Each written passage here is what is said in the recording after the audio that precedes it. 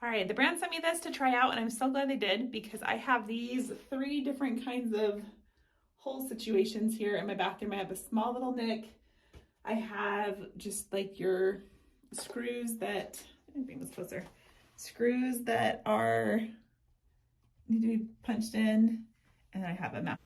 Okay, so I went to work. I pounded in where the drywall anchors were with the screwdriver and a hammer.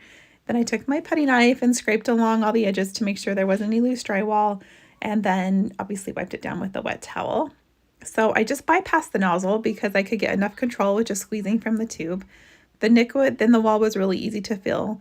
And then when I moved up to the drywall screws, those were a little bit deeper. And in retrospect, maybe I should have used the nozzle because I ended up coming back for 2 coats on those, just because they were just so deep.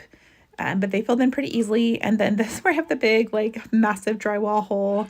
It filled in really well. I put a ton of product in there and was curious to see how it was going to dry. It says it takes about 4 hours to dry, and this ended up taking longer.